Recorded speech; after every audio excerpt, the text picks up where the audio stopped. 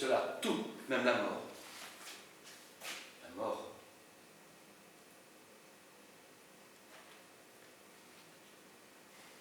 Dès le début de la guerre, comme des milliers de Français, je l'ai accepté. Depuis, je l'ai vu bien des fois. Il ne me fait pas peur. Il y a quelques jours encore, en me prenant, elle lui fait un vide ici, dans le camp de la résistance. Maintenant, j'ai rempli ma mission, ou plutôt, je l'aurai remplie jusqu'au bout quand j'aurai empêché nos ennemis de nous déshonorer. Mon devoir est tout tracé. Les Boches verront qu'un Français aussi est capable de se saborder. Je sais que le seul être humain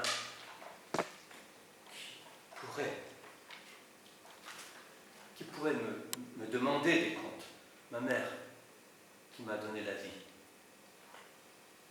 me pardonnera lorsqu'elle saura que j'ai fait cela pour que des Français, des soldats français, ne puissent pas être traités comme des criminels, pour qu'elle n'ait pas non plus à rougir de son fils.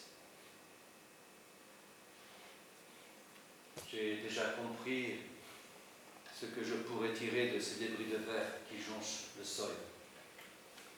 Je pense qu'ils peuvent trancher une gorge à défaut d'un couteau. Quand la résolution est prise, il est simple d'exécuter les gestes nécessaires à l'accomplissement de ce que l'on croit être son devoir. Ouais, ça doit être ça, être résistant.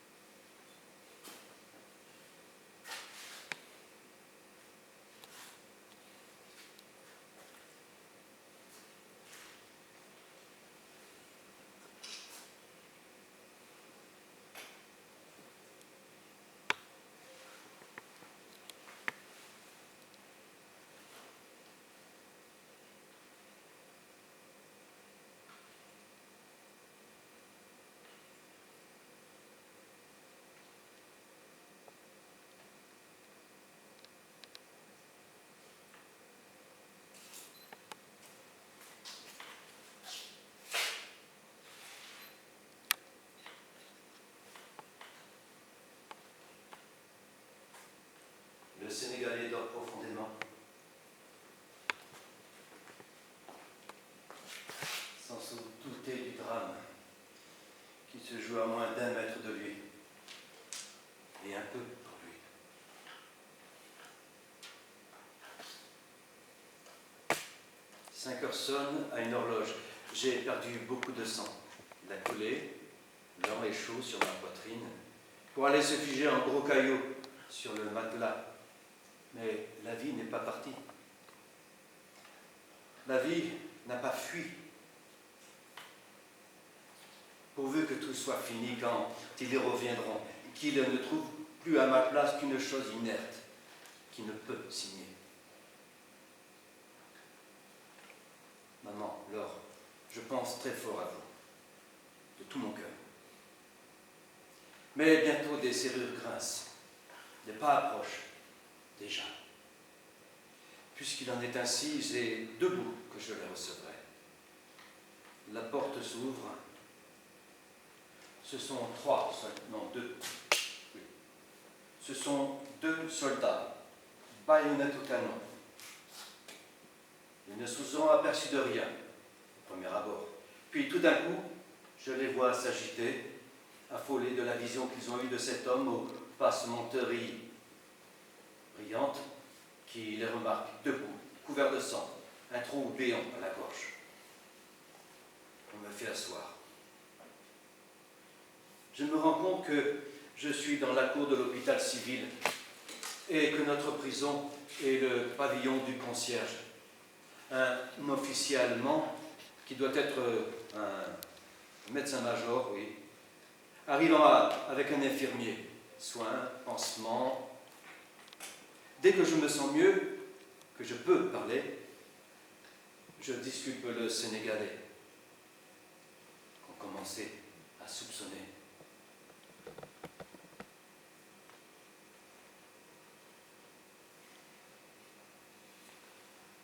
Le docteur me remet aux mains du docteur Foubert, assez impressionné de me voir en pareille posture. Lorsque les Allemands sont partis, je me hâte d'expliquer au docteur Foubert, aussi bien que me le permet mon état, ce qui s'est passé depuis la veille au soir. J'ai été battu pendant 7 heures. Bientôt, sœur Henriette arrive. Le docteur la met au courant. Je pense à tort ou à raison que, puisque, par un hasard providentiel, mes bourreaux n'ont pas été alertés avant qu'ils m'aient conduit ici, une seule chance de salut et que l'affaire s'ébruite rapidement pour qu'ils ne puissent plus l'étouffer à leur manière. Les Allemands me réclament d'urgence. Sœur Henriette est en train de parlementer en bas avec un officier. Quelques instants après, avec l'aide du docteur Foubert et des sœurs, je suis dehors, face à l'officier. Avec l'hypocrisie la plus perfide, ils osent me demander pourquoi j'ai attenté à mes jours.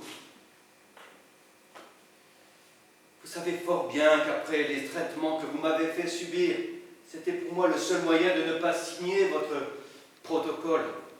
Et me tournant vers le docteur Foubert, le protocole au terme duquel je devais certifier que les soldats français avaient violé et massacré des femmes et des enfants.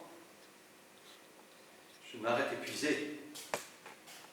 Maintenant, le nazi proteste de sa bonne foi auprès du docteur Foubert que je ne suis certainement trompé et qu'il faut oublier ce malentendu. On me hisse dans l'auto et nous allons rentrer à l'hôtel de France, qui semble être devenu le siège de la commandanture. Alors, on me fait asseoir à l'entrée, tandis que l'officier est introduit dans un des salons. J'entends bientôt des éclats de voix qui me font penser qu'une explication orageuse a lieu à mon sujet. Au bout d'1 heure, non. Au bout de 20 minutes, mon bourreau ressort et m'annonce qu'on va me conduire chez moi et que les médecins allemands sont à ma disposition. C'est mon bourreau qui est chargé de m'accompagner en auto à la préfecture. Là, je trouve les employés des postes qui, pris de panique, me voyant en si piteux état, s'enfuient sur le champ.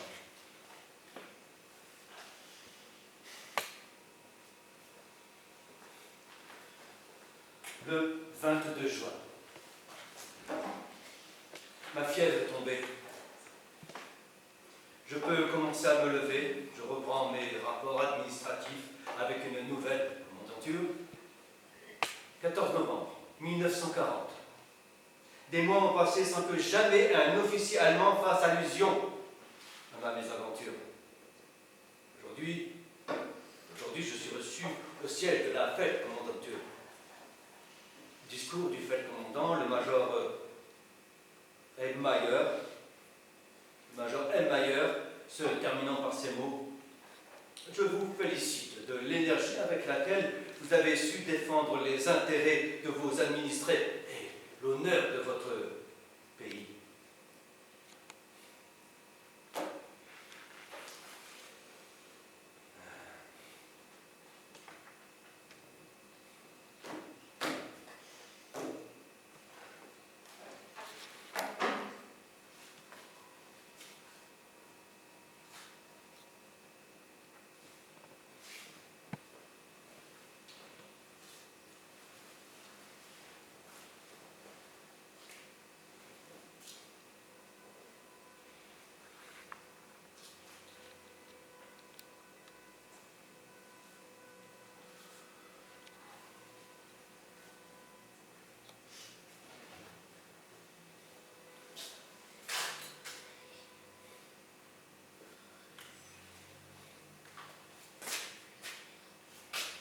Max, pur et bon compagnon de ceux qui n'avaient foi qu'en la France, a su mourir héroïquement pour elle. Le rôle capital qu'il a joué dans notre combat ne sera jamais raconté par lui-même, mais ce n'est pas sans émotion qu'on lira le journal que Jean Moulin écrivit à propos des événements qui l'amenèrent, dès 1940, à dire non à l'ennemi.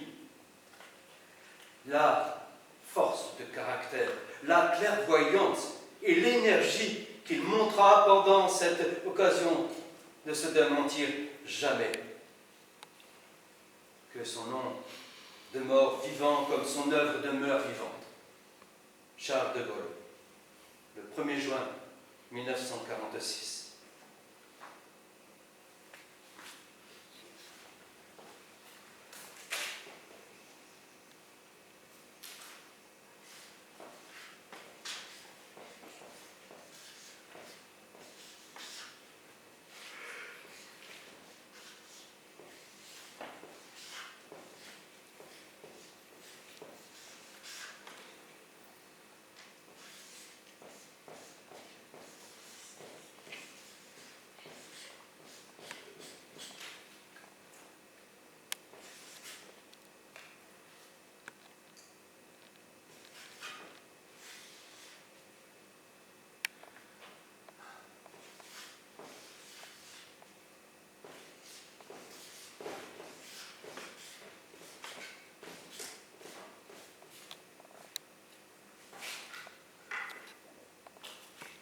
Bon, allez, Jean Fournier, là.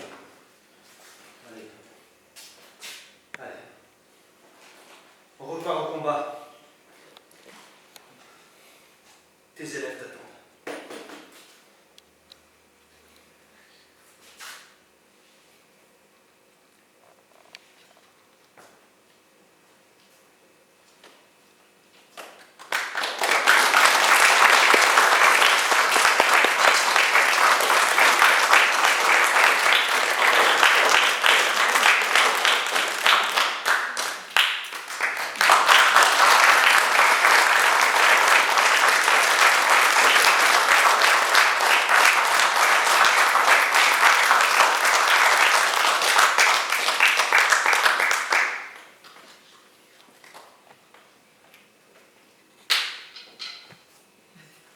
Lumière sale. Que la lumière fiche.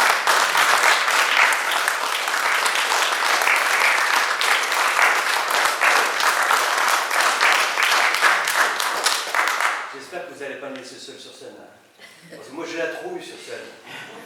Ah oui. Ben, merci à tous et à toutes de venir vous battre contre la pluie.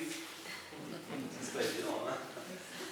Non, sincèrement, merci de votre présence, parce que sans le public, le théâtre n'existe pas, ça, tout le monde le sait.